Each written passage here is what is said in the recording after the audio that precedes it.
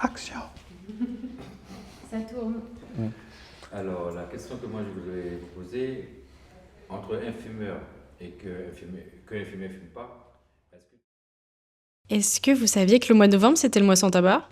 Bah oui, ils n'ont pas arrêté d'en parler à la télé.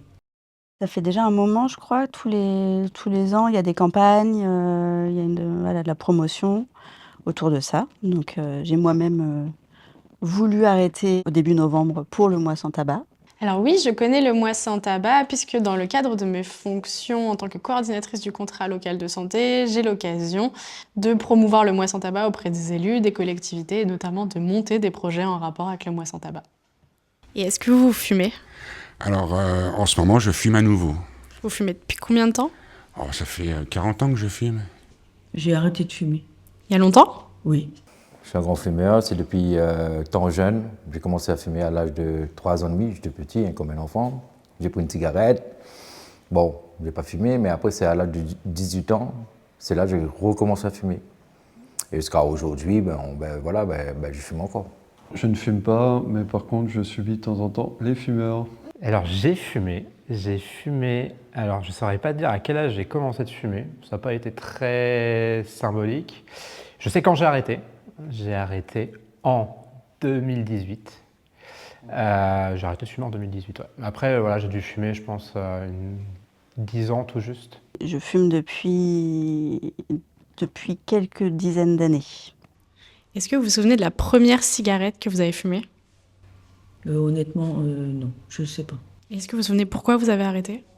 Pour des raisons de santé et le prix. L'argent qu'on mettait plus dans les cigarettes, on le mettait dans un bocal au-dessus du frigo et on se payait un voyage par mois ou un peu plus avec Pierre. C'était pour me faire une contenance devant les filles au collège. Je devais avoir 14 ans à peine, 14 ans. Quand j'ai commencé la première cigarette, c'était automatique que j'ai toussé. Oui. Bon, après, moi, j'ai mis la cigarette là-bas, j'ai jeté. Voilà. Et après, c'est quand je suis arrivé dans le lycée, avec les fréquentations, tout ça, j'ai repris après. Alors, ma toute première cigarette, je pense que je devais être au collège et je me souviens qu'on m'avait dit que pour fumer, il fallait tirer sur la cigarette et faire « il y a ma mère », un truc comme ça. J'ai évidemment craché, toussé comme pas possible et je me suis dit jamais je toucherai à ça. Et j'ai commencé à fumer peut-être 15 ans après. Alors, la première cigarette, je crois que j'étais en 5e, oui, j'étais au collège. J'ai piqué une cigarette à mon père et je m'en souviens, c'était une Royal Menthol. Et on est allé la fumer derrière le collège avec mes copines. Et du coup, vous êtes déjà fait aider ou pas du tout? Oh bah oui, souvent, il y a 30 ans déjà, avec un médecin puis des patchs. Il y a 10 ans aussi, pareil, un médecin avec des patchs, etc. On lit des bouquins pour s'aider psychologiquement, comprendre les ressorts, les motivations. Ça, j'ai fait le tour de tout ça. Vous jetez les bouquins qui disent... il y a le professeur Carr ou Dr Carr qui faisait un bouquin célèbre. Alors au bout du bouquin, j'avais arrêté de fumer. Et puis 2 heures après, de jeter le cendrier, les quelques cigarettes qui traînaient. Et puis 2 heures après, rien que pour le contredire, pour dire ça peut pas être si facile de s'arrêter. Entre parenthèses, je suis en colère contre toi. Enfin, tu m'agaces avec autant de facilité, c'est pas vrai. Et je reprenais le cendrier, puis je refumais une taf, histoire de dire tiens, bien fait pour toi. Par un truc un peu enfantin, idiot. J'ai pensé d'arrêter parce que j'ai déjà fait des tests. J'ai fait le patch. Ça passait pas, j'ai pris des chewing-gums, ça passait pas. Et puis il y avait aussi des tests de piqûres. Okay. Et ça aussi, ça n'a pas passé. Et comme moi, je suis très, comment je peux dire ça, très actif. Est-ce qu'automatiquement, s'il m'arrive quelque chose, je sais pas, je me sens très mal, mais c'est la cigarette en fin de compte qui me calme directement. Mais c'est très dur d'arrêter. Et est-ce que vous avez eu l'impression d'aller mieux en termes de santé depuis que vous avez arrêté de fumer ou ça n'a pas... Si, au départ, ça a été dur. Oui. Mais on prend du poids. Ah oui. C'est la misère. Mais par contre, avec Pierre, ce qu'on avait fait, en même temps, on avait fait pas un régime, parce qu'on n'a jamais aimé ça, avec Pierre, parce qu'on trouve que c'est trop comment on dit, astreignant. restrictif. Oui, ou trop, voilà. Mais on avait revu notre façon de s'alimenter. D'accord. Mais c'est vrai que quand on arrête de fumer, on a faim tout le temps. Donc je pense que l'arrêt du tabac, le tabac, c'est vraiment un coupe-faim, quoi. On a plus, on mange beaucoup moins, ou ce qu'on mange, on ne mange pas bien. Et vous avez arrêté il y a longtemps? Ouais, je m'en souviens pas. Ah oui, donc c'était il y a longtemps, d'accord. Je suis désolée. Non, il n'y a pas de souci. Et vous êtes fait aider pour arrêter ou vous avez arrêté Non, comme on ça a du arrêté jour comme ça avec Pierre. D'accord. Je suis allée chez mon médecin, il m'a prescrit des patchs, les Nicorette. Je sais qu'on m'a beaucoup parlé d'acupuncture.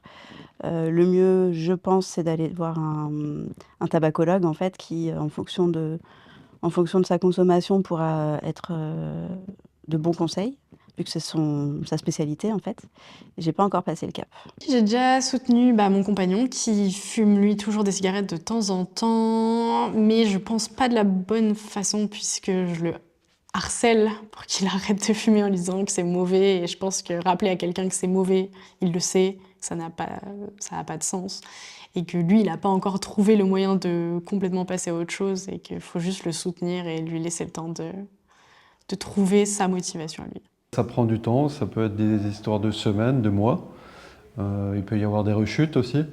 Mais quand il y a la volonté, je pense que de part et d'autre, si on a envie de soutenir quelqu'un, autant y aller jusqu'au bout, contre vents et marées. C'est comme dans beaucoup d'accompagnements, et puis voilà. Je désacralise le truc absolument. Moi, en général, je dis aux gens, mais vas-y, fume en fait. Tant que ça te fait du bien, mais vas-y, fume en fait. Si tu penses que ça te fait du bien, vas-y.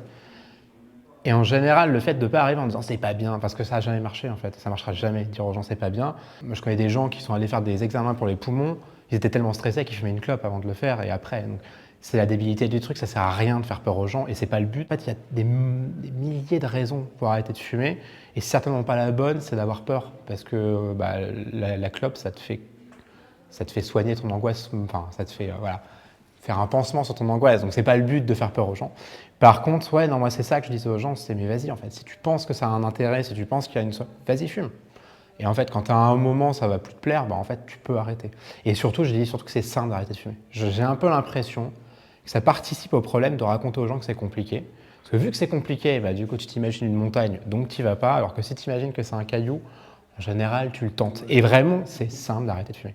Il faut s'accrocher et qu'on a beau dire, il n'y a pas que la volonté qui compte, c'est pas qu'une question de volonté, il faut savoir aller aussi demander de l'aide et se faire aider. On peut aller se faire aider, par exemple, tous les professionnels de santé sont en moyen de vous aider à arrêter de fumer ou au moins vous accompagner. Il y a les XAPA, les centres de soins d'accompagnement de la prévention des addictions aussi, qui peuvent être des bonnes ressources pour arrêter de fumer. Et il y a le site Tabac Info Service, où il y a toutes les ressources nécessaires pour au moins commencer la démarche d'arrêt du tabac. Courage à ceux qui ont entrepris, bravo déjà, et j'espère pouvoir faire le mois de décembre sans tabac.